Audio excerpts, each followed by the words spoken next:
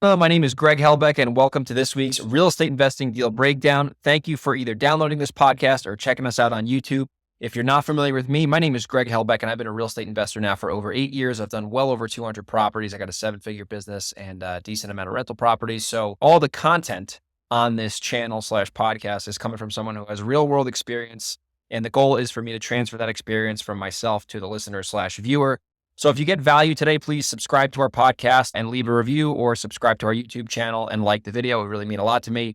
And if you are local to Reno, San Diego, the Hudson Valley, or Delaware, and you have a property you either want to sell me or a JV with me, send me an email, greg@velocityhousebuyers.com. We'd love to do more business with our followers. So today we're going to talk about 9 Dean Street in New Castle, Delaware. That's 9 Dean Street. That's spelled D-E-E-N Street in New Castle, Delaware. And I'm going to tell you how we got this deal and how this deal went down. So we found the deal through pay-per-click marketing. So we have a campaign running in Delaware where someone searches certain things on the internet, and then a Google ad pops up, which is our website, and people can click on that website and obviously check it out and either call a phone number or fill out a website form. Not a web form, it was a phone call. So the seller called in. It was actually an abandoned call, which means they didn't even leave a voicemail. And somebody on our team called them back, had a brief conversation. And our lead manager at the time said the seller was rude, quote unquote rude, and they didn't really have a productive conversation. So I said, you know what? I don't know about that, because the seller came in from Google Ads. They're clearly have an intention on selling.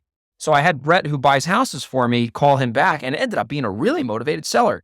And long story short, he had a vacant property. He was getting divorced. The house was in terrible condition, and he wanted to just unload this thing. He clearly wasn't living there.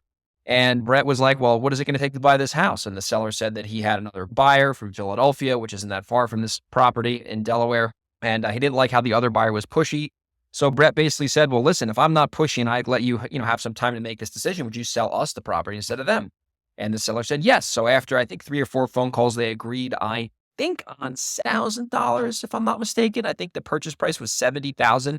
Because it was a really, really, really beat up property. It literally looked like a disaster inside. So got the property under contract for $70,000, and we ended up finding a buyer fairly quickly for a $40,000 wholesale fee. So I believe that math would be $110,000 sales price. So ended up going into contract with a buyer. We assigned the contract to a good buyer of ours, Jeff, in Delaware. And, we're in contract waiting to close, and there was all these title issues. So the seller had to get his divorce finalized. There was, a mortgage on the property. There were liens on the property. And the seller was kind of just kicking the can down the road. And we were in contract for like 6 months. And when it's really started to, become time to get to the finish line, I was like, we got to figure out how to get this closed. We got 40 grand just sitting on the shelf here that we want to capitalize on and close the deal. So seller ended up getting really greedy. He was sending us all these really long emails, and he was a big just bullshit artist. And he was a very aggravating guy to deal with. Like, I really was not a fan of the seller in my minimal involvement with him. And actually it got to the point where the seller refused to talk to me at all, because I kind of deal with the transaction management at this point.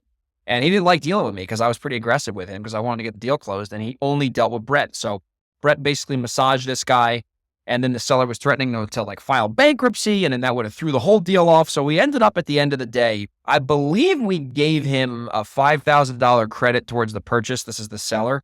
So we ultimately gave him $5,000 extra, which isn't great, but it is what it is. We still had a big margin there of $35K net after we took the $5K off the $40K wholesale fee, and still worked for the buyer. So at the end of the day, property closed, we made our money, and, we lived to see another day in the house buying business. So what are some lessons you can take from this deal? Well, number one, sellers are going to be a pain in the ass, right? Not all sellers, but most sellers are going to be frustrating. They're going to be hard to deal with. They're going to be procrastinators.